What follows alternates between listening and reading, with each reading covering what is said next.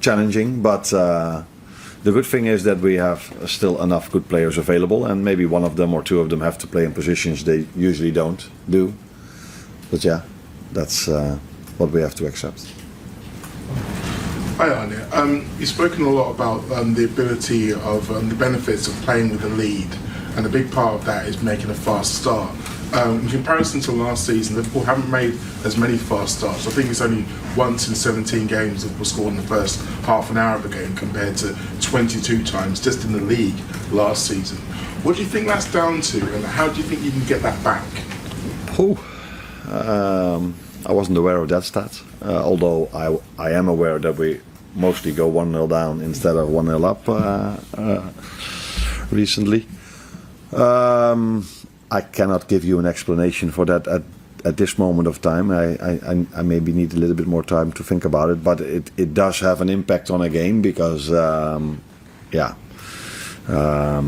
said many times that City deserved the lead in the first half completely, but it does make a big difference if you go 1-1 into half time, and then when a goal is disallowed. How did he exactly say it? For not unreasonable reasons, and then 2 seconds later you're 2-0 down. So yeah, goals have a lot of impact on games. That's for sure. So yeah, but I cannot give you an explanation why it is actually at this moment of time. James? Arne, just on Dominic, obviously he's been so important for you so far this season. He had that kind of hammer blow of disappointment being away with Hungary. Have you had to kind of lift his spirits this week to try and make sure it doesn't have a knock-on effect?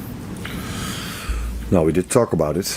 We spoke not only with him, also with Milos, because for the both of them it was, of course, a very big disappointment being so close to playoff games, and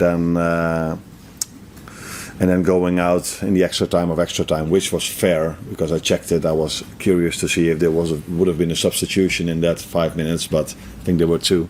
So the referee was in this situation right that he added some extra time.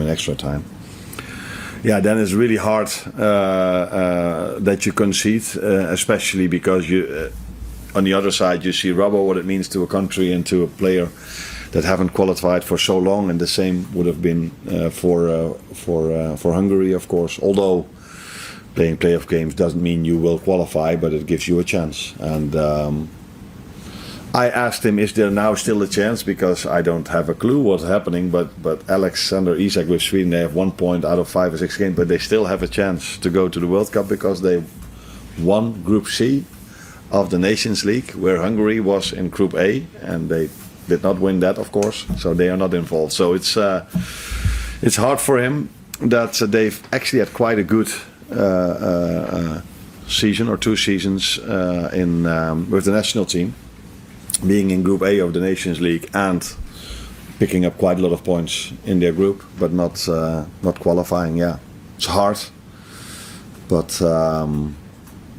Recently at our club, he's a little bit used to disappointments, so but not such a big one as this one maybe. But he will be fine. He will always work as hard as he can, and I don't expect him to do any different tomorrow.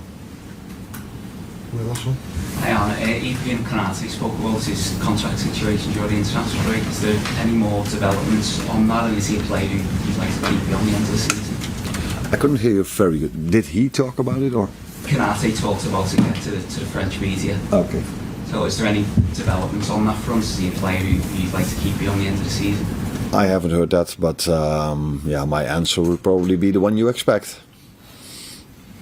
Do I have to say it or do you say it? There's obviously 2 changes of manager since then. Yeah. True, 2 changes. I don't think you can. No, not one manager is the same as another one. But the playing style of Nuno comes closer to the one of Sondheis than it comes close to the one of Ainge Postecoglou maybe. Again, not similar, but closer. So I think it's probably going to be a similar type of game than it was the last time we faced them now, with Sondheis taking over from Ainge Postecoglou. And obviously the hectic fixture schedule won't let up over the next few weeks. I think it's 7 games in 21 days for you. How is that when it comes to bedding some of your new signings in particular in? Because some of them have sort of varying levels of form so far. How does that affect things when you perhaps feel like, I don't know, maybe you have to change things for fitness reasons every few days? No, variation of form is not only with the new signing, that's also with the players we have. So that's always in a season that it's not always the same. They're not always in the same form. But the biggest issue we've faced till now and still facing is the match fitness of the players and the time they've missed in pre-season. So Alex now, we were hoping him to play a little bit more for the Swedish national team, but unfortunately he was 1 yellow away from being suspended. So for obvious reasons they didn't play him the second time. But for us it would have been better if he would have had a bit more minutes in the second game. I just told you about Connor and Florian. Jeremy is already out, Giovanni Leoni. So we have at this moment of time 5 defenders, natural defenders, 5 players that have always played as a defender, available for indeed 7 games in 22 days. And I don't see anyone coming back before that. So that is something we almost, I wouldn't say expected, but we knew that it was hard when you bring players a little bit later into the season. That it's harder to keep them fit, and then there's more emphasis on the ones that have to play a little bit more in terms of what you ask from them. That was one of the reasons why I played the team that I played against Palace for the League Cup. One of the questions I didn't expect, talking about signings in the winter break. I think there are so many games to be played before that, and in the position we are in, it's the last thing that's on my mind. Maybe not on Richard's, but it's the last thing on my mind. So it's not a topic at all for me at the moment. We have at this moment of time 3 centre backs where.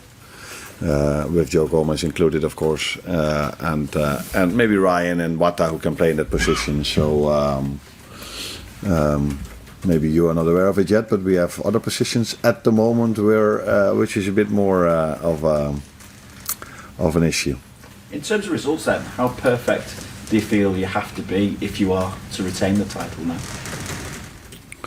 No, I think I've said many times already that at this moment of time we're not even thinking or talking about it. Actually, we didn't do this last season as well when we were top of the league. It's just about the next game.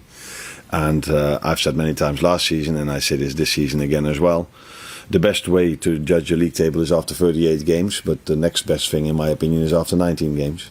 And let's see where we are then. But at this moment of time, the only focus we have is winning games of football, which it was actually the same last season at this moment of time. To ask you about Andy Robertson. I think his comments after Scotland qualified for the World Cup around Diogo Jota kind of gave an indication of the weight of grief that you guys are all still carrying. I just wonder then how you manage that day to day within the club, but also as well, are you guys being fairly judged given the raw emotion that you're still carrying with regard to Diogo? No, I think we're always judged, sometimes fair, sometimes unfair. But I saw the interview as well live, and I know that it is an issue for us, which is I think completely normal. But then at these moments of time, I always think about how must it feel for his wife and his children, because that's so much harder for them than it is for us. But that we miss the player and the person, that is completely clear. Maybe it tells you even more now. We play Nottingham Forest. Last season we were 1-0 down at Forest. It only took him 1 minute to score the equaliser. So now I'm talking about the player that we miss for sure, because this time we haven't managed to come back as many times as last season after being 1-0 down or a goal down. And he definitely played his part in that last season. But that we also miss him as a person, that be completely clear. But again, his wife and children will miss him so much more. Parents, by the way, as well. I can tell that you're getting quite emotional. now thinking about that as well. Is it, does everybody come together, you know, to be reminded? I know you don't want ever to forget Diogo, but it's that constant reminder. Is that something that is good for everyone to spur them on, or are there some other parts with that? I think it's good for us to remind him every time possible because of, like I said, the person and the player he was.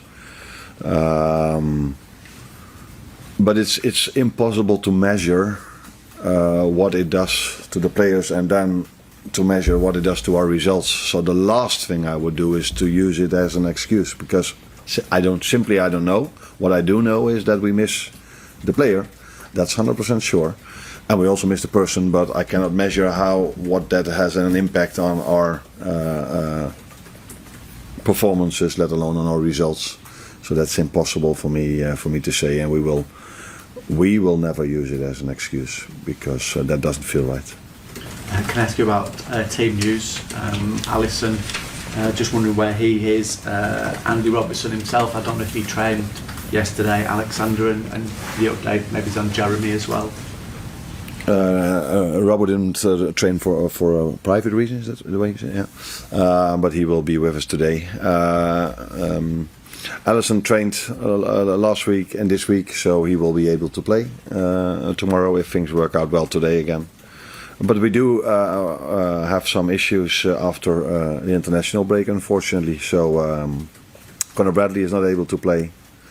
Florian Wirtz is not able to play. Those are the two, I think. Yeah. So that's not